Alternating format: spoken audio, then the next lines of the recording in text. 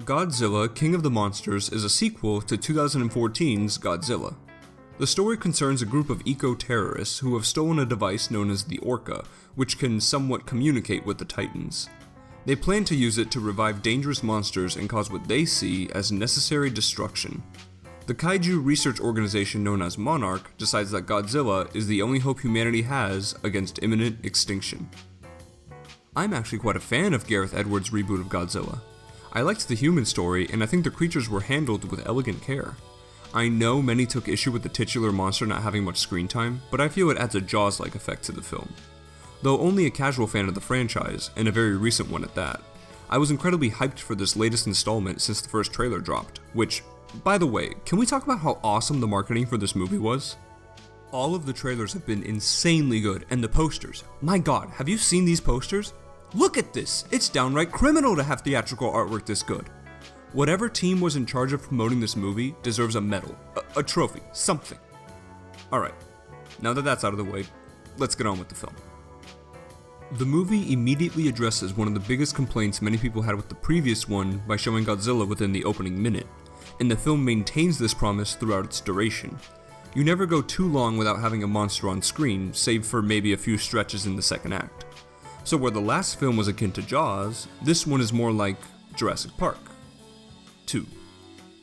I say this because much like that film, King of the Monsters has many great set pieces, but the story is rather lackluster. While it's true that we get plenty of kaiju action in this movie, we also receive a hefty amount of human drama. Once again, we have a bevy of human characters to propel the plot, and most of them are terribly written. Kyle Chandler and Vera Farmiga are separated parents to Millie Bobby Brown, with the latter two having been abducted by the eco-terrorists and Chandler trying to save them. Chandler's character is essentially a human Leatherman, able to perform all sorts of tasks and having the correct answer to nearly every decision. Seriously, in this film, there's hardly a problem he can't solve. Farmiga's scientist is hands down the most poorly written character of the feature, and the actress is given next to nothing to do. Honestly, some of her lines are so gobsmackingly stupid that you might groan in agony. Brown turns out a good performance with the material provided to her, but again, her character suffers from a weak through line. Charles Dance plays second fiddle to the main antagonist, being the head of the terrorist group. Though not awarded a heavily prominent part, Dance manages to leave a lasting impression with his unique voice and imposing presence. We also have some familiar faces in Ken Watanabe and Sally Hawkins, reprising their roles from the 2014 picture. It's genuinely nice to see them again, but neither one is granted much significance this time around. The human element of this film is certainly its weakest aspect. There are just too many storylines with shabby writing, leading to a muddled mess that becomes taxing to sit through. But let's get to the real meat of the movie. If you came here looking for major monster action, then you should find yourself satisfied.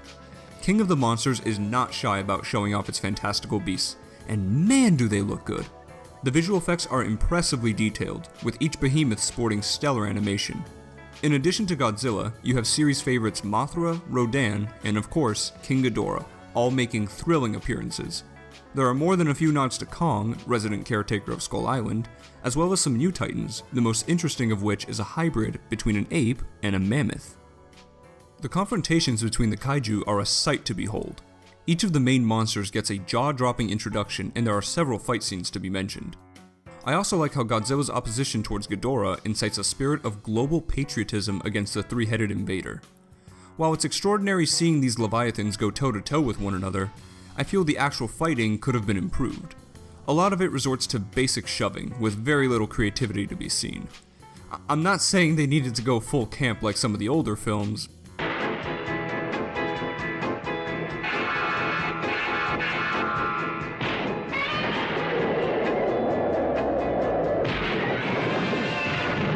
but it would have been nice to see more versatility.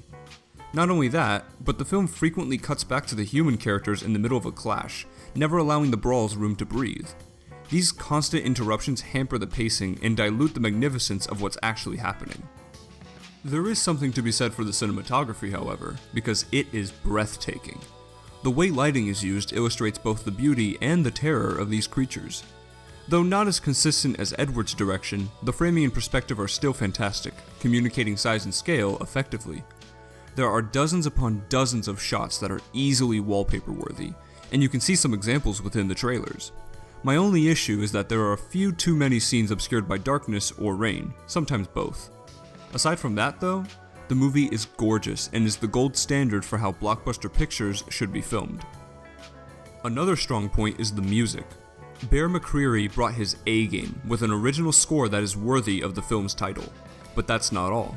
The remixed versions of classic themes are absurdly good, especially Godzilla's original one from the 50s, which has never sounded better. Music like this instantly gets you in the mood for a kaiju throwdown and will leave you with chills as the speakers blast beloved fanfare. And if that wasn't enough, the credits feature an infectiously catchy cover of Blue Oyster Cult's Godzilla song, marking its first appearance in the franchise. King of the Monsters is a technical marvel with its cutting-edge special effects, spectacular cinematography, and heart-pounding soundtrack. The scenes with the monsters are clearly the highlight, and the battles, though underwhelming at times, still make for grand spectacles. The movie's biggest faults stem from the underdeveloped human characters, the tangled plot threads, of which there are too many, and confused messaging. The movie can't seem to decide whether it wants to portray mass destruction as a necessary evil that leads to growth, or as a preventable atrocity. Regardless of its many imperfections, I recommend watching King of the Monsters. The visual splendor it offers is worth the price of admission, and there are countless loving references to past films in the series. Overall, a fun summer escape for fans and newcomers. Catch it on the absolute biggest screen you can find. I give Godzilla King of the Monsters a B. When you look at it, Godzilla's history is a strange one. He started out as a villainous allegory for nuclear destruction in the 1954 original Gojira. Then, he began fighting other gargantuan creatures, being deemed a protector of the people after some time, effectively turning the franchise into a glorious monster bash. And eventually, he became a hero of sorts in Japanese culture. But no matter which version of the giant atomic breath-spewing lizard you prefer, he remains an icon to this day, and for many to come. So, what I want to know is, which movie introduced you to this franchise? Who's your favorite monster from the series? And, of course, what did you think of this latest installment? Be sure to let me know in the comments section.